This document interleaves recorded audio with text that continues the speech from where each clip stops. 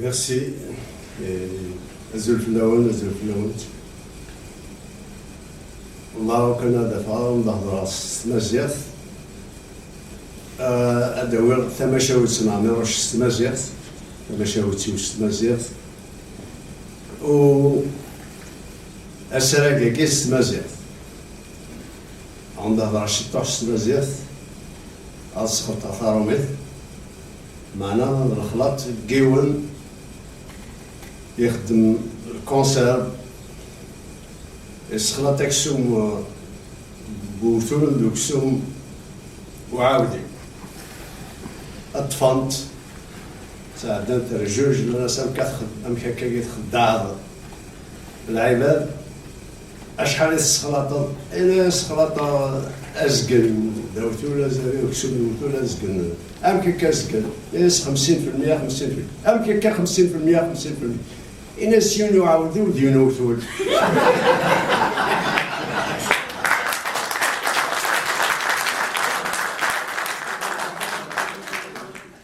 إيه كده السنة كينا تاروميث لا عودي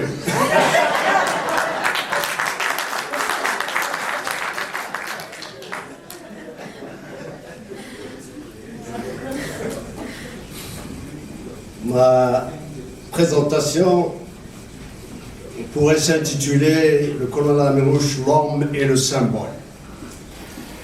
Elle a pour objet de tracer un portrait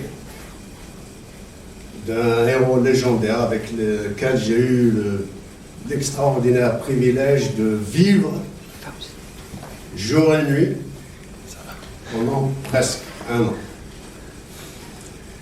Un héros légendaire, mort les armes à la main. Et en prononçant ces mots, je pense à cette boutade du regretté Lamine de Barine. Nous n'avons rien fait pour la Révolution. La preuve, c'est que nous sommes vivants.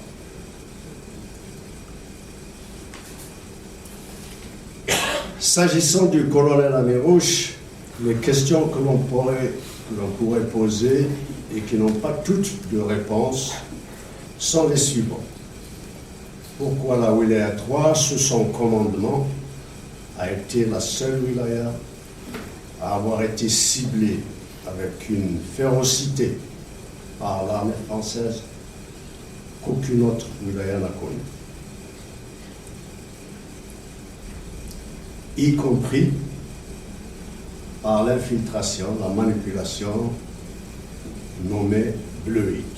On va revenir d'ici un moment sur ce complot de services spéciaux français. Pourquoi le général Faure, commandant la 27e division alpine, avait placé le portrait du colonel Amirouche au-dessus de son bureau à Tizi Ouzou, portrait d'Amirouche devenu son cauchemar quotidien. En quoi le colonel Amirouche était-il différent des autres chefs de wilaya? La stature du colonel Amirouche, stature d'homme d'État du colonel Amirouche, lui avait déjà été reconnue par le congrès de la Soumam en l'envoyant aider nos frères de la wilaya 1, des Ores Nimamcha, à restaurer la concorde rompue à la suite de la mort tragique de Mostafa Ben Boulaïd en mars 1956. Pourquoi enfin ses pairs, les autres chefs de wilaya de l'intérieur, ont-ils répondu à son invitation, à son convocation de se réunir du 6 au 12 décembre 1958 avant de partir sur la Tunisie et la rencontre de son destin. Je dois vous dire que je témoigne en relatant des événements que j'ai vécus, mais également en universitaire, avec le double effet du recul et de l'ouverture des archives publiques et privées. Je suis conscient que nous lisons le passé avec les connaissances d'aujourd'hui. Je suis conscient, par exemple, que la méditation du forgeron Ahétous, mon père, à sa sortie de prison en 1945, n'est peut-être sans commune mesure avec ce qu'un militant a vécu, entamant son histoire sans jamais la terminer, en raison des tortures qu'il a subies et des parties du corps soumises à la torture. Un autre exemple, j'ai vécu l'exécution de messalistes. Je ne me contente pas de les relater, je consacre un chapitre entier de mon ouvrage pour expliquer pourquoi et comment notre révolution a commencé aussi par une guerre civile, une guerre dans la guerre, qui a duré près de 4 ans. Pourquoi ai-je écrit cet ouvrage? Je crois que si on n'avait pas tenté de séquestrer l'âme d'un héros national après avoir séquestré ses restes, je crois que j'aurais persisté dans mon inébranlable conviction que le colonel Amérouche était et reste assez grand pour défendre tout seul sa mémoire. Mon ouvrage est un témoignage sur le colonel Amérouche, mais il est clairement autobiographique. On mûrissait très vite sous l'ordre colonial, particulièrement quand on est d'un père nationaliste comme moi. Photo numéro 1. Je vous présente mon père. Pourquoi est-ce que je parle de mon père? D'abord, en relatant quelque chose rapidement, à la veille de sa mort, à l'âge de 90 ans, dans le village Tazmalt, un de ses compagnons du PPA, MTLD, FLN, l'aide à traverser la rue et un jeune demande à mon père: Nes Amraragé, est-il lié? Ce vieux est un parent à vous.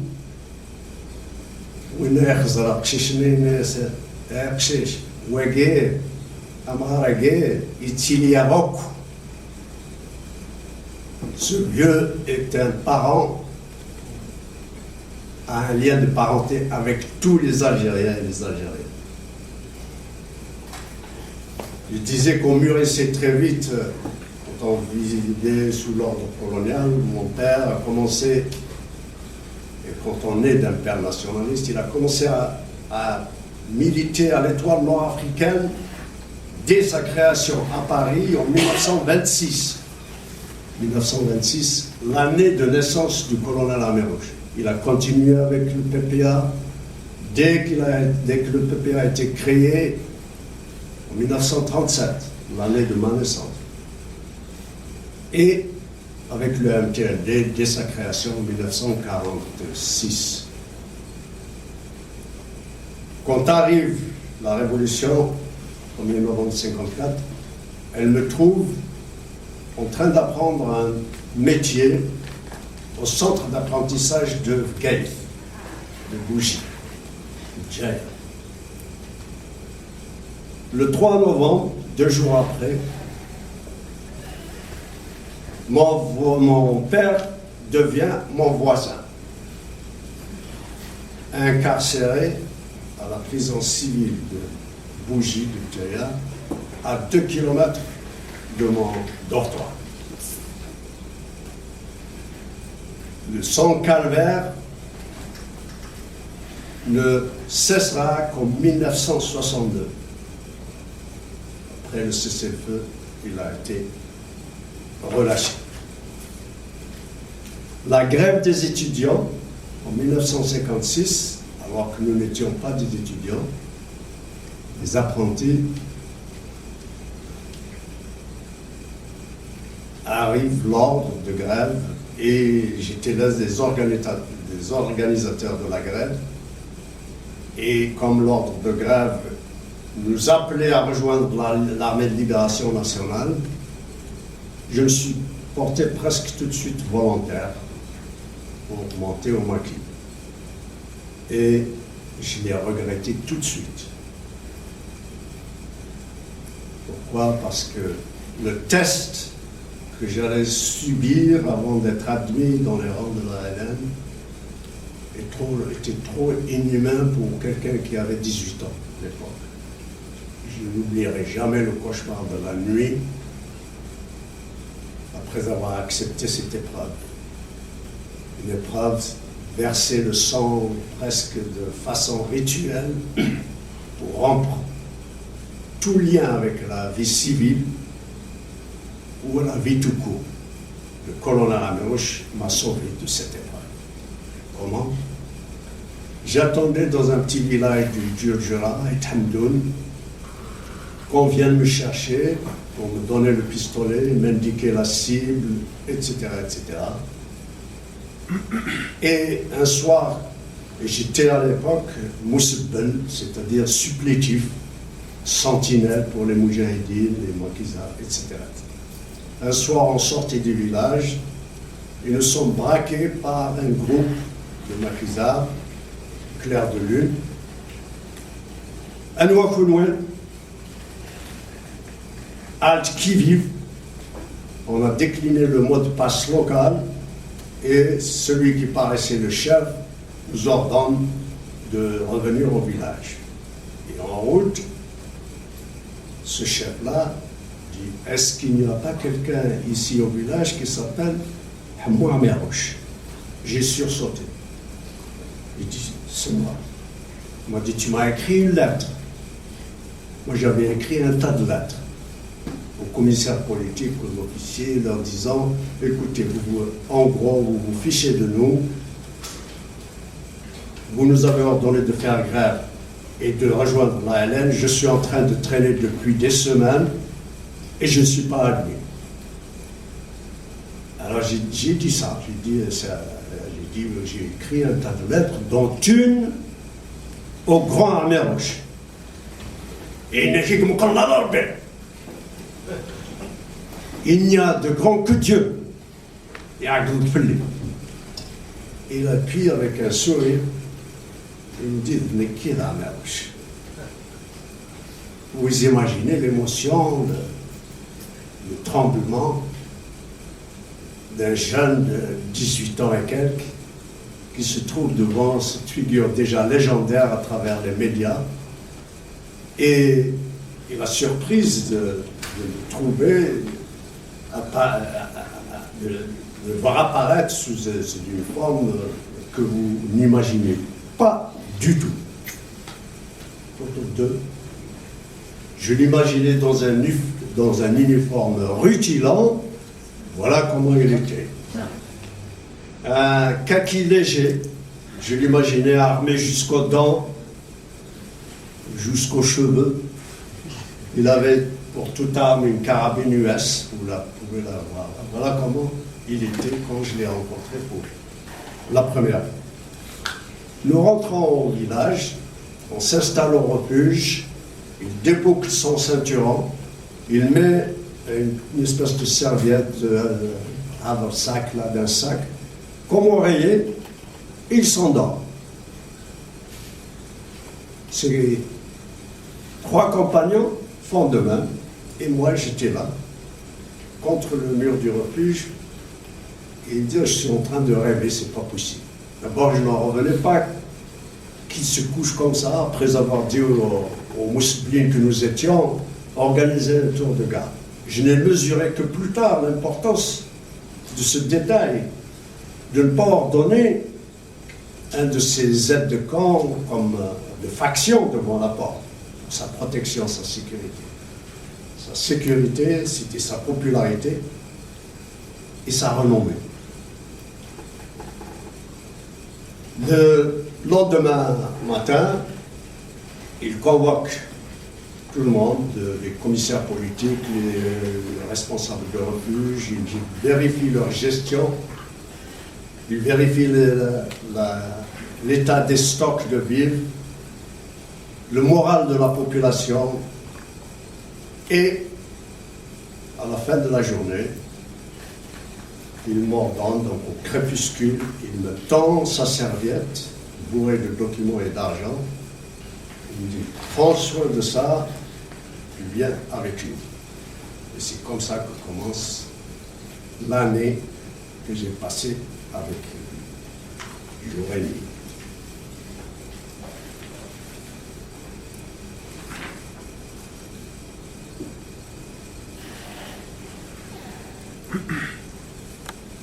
Photo numéro 3.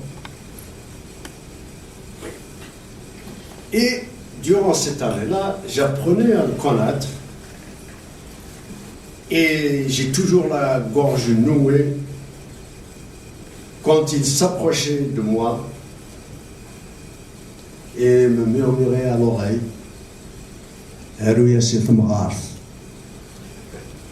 écrit à ma vieille. Et voilà un colonel responsable d'un territoire équivalent à 7 wilayats actuels trouver un moment pour penser à sa vieille mère.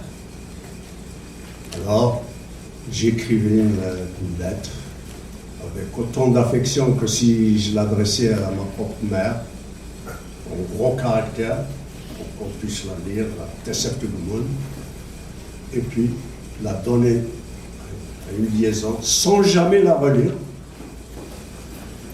Et voilà l'aspect qu'on imagine difficilement de la part d'Amérouche.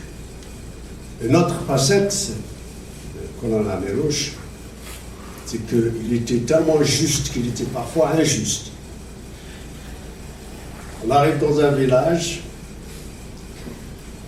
et au moment où il fait bien sûr les mêmes contrôles, comme dit, il reçoit tout civil, très important à noter, tout civil, et c'est toujours bien sûr au détriment de sa sécurité, qui demandait à le voir pour lui présenter ses doléances. Quelles doléances pouvait-il présenter? L'état de misère dans lequel il vivait, avec les zones interdites partout, empêchant les paysans de cultiver leur petit lopin de terre. C'était la misère noire. Amérouche les recevait, il leur donnait une aide dictée uniquement par la générosité de cœur. Il leur donnait une aide en nature, du lait en bois s'il y en avait, de la semoule, de l'huile d'olive, etc. Et après, une fois après,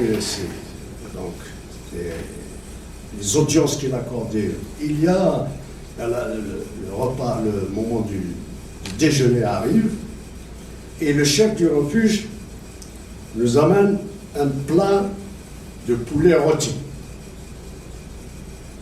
À la vue des poulets, Amérouche entre dans une colère aussi violente qu'inattendue. Tu as reçu ma circulaire fixant les jours de viande dans la semaine?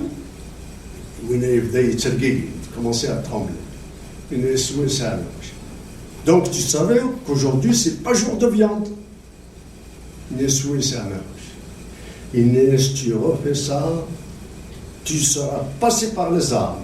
Et on verra tout à l'heure que c'est exactement ce qui se serait passé.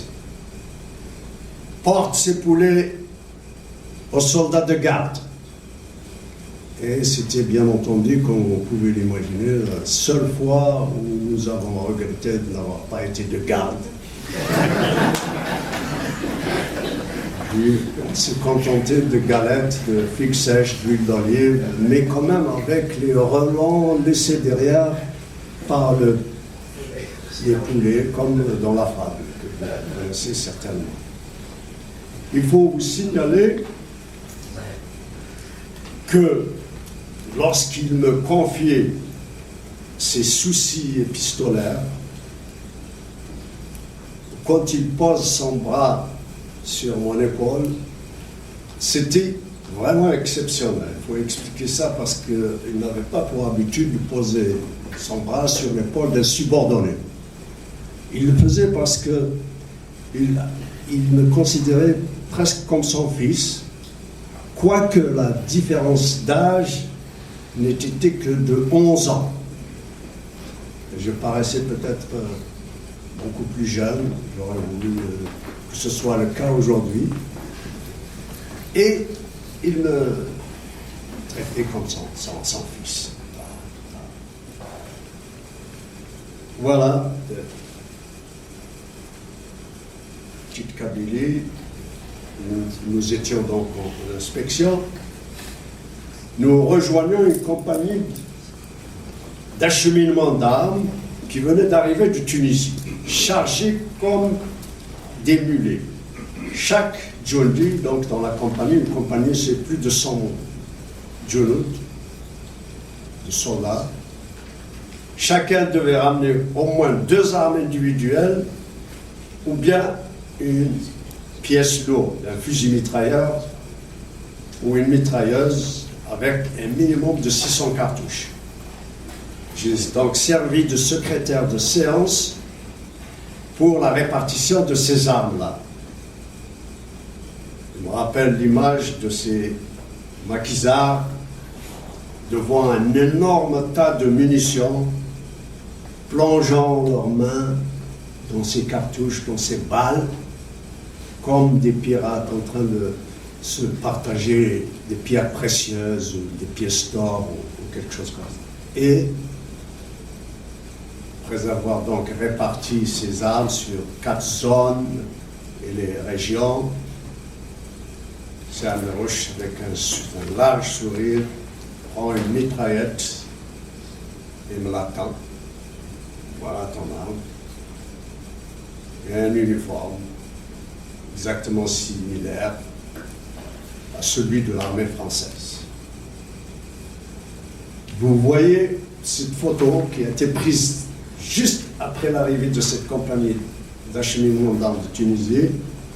La joie que l'on ne voit peut-être pas, mais on prend. Vous voyez les 3 fusils mitrailleurs qui venaient d'arriver de Tunisie. Malheureusement, la joie n'allait pas durer longtemps, on va y revenir tout à l'heure, puisque très vite, avec le bouclage des frontières, les armes ou les munitions ne rentraient plus et il fallait enterrer, graisser et enterrer ces fusils mitrailleurs, les mitrailleuses, etc. On va y revenir dans un moment. Voilà donc un mélange avec les officiers et les maquisards qui venaient d'arriver de Tunisie.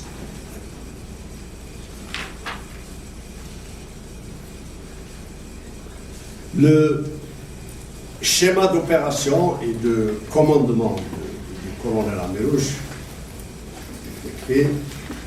était plutôt classique. D'abord, il faut noter que nous ne séjournions jamais plus de 24 heures dans un douar, dans un village. Et très souvent, malheureusement, dès qu'on sortait du village le lendemain matin, il était encerclé. Il donnait des discours en tamazight châtié, en kabyle châtié, jamais, mais toujours sans notes, et que j'ai essayé de reconstituer. Chers frères, notre lutte est juste et elle triomphera. Nous n'avons pas envahi la France. Ce sont les Français qui, forts de leur arsenal meurtrier et de leur nombre, viennent occuper notre patrie, piétiner nos coutumes, bombarder nos villages, humilier nos femmes, terroriser nos enfants. Ils ont des avions, mais nous avons la foi en Dieu. Et Dieu est du côté des justes. Ne harcelez plus les postes la nuit. Les munitions sont trop précieuses. Observez aussi longtemps qu'il le faut le mouvement des troupes coloniales. La patience doit être la première qualité d'un maquisard. Attaquez les petits convois, le ravitaillement et les patrouilles isolées. mobilisé au préalable une puissance de feu maximale, fusil mitrailleur et mitrailleuse. L'embuscade ne devra jamais durer plus de quelques minutes. Récupérez des armes si vous le pouvez et repliez-vous vite et volatilisez-vous comme des moineaux avant l'intervention de l'aviation. Là, en gros, ce qu'il disait. Et je me rappelle très bien, là où il a trois flambé chacun de ses discours, tellement il motivait ses troupes. Et je disais que, compte tenu de ses statures, compte tenu de l'effet sur la motivation qu'il imprimait plutôt à ses troupes, on était poursuivi par des opérations de façon régulière. Je ne vais pas citer toutes les opérations, tous les accrochages auxquels nous avons été confrontés. Je vais quand même vous donner un exemple, deux exemples plutôt.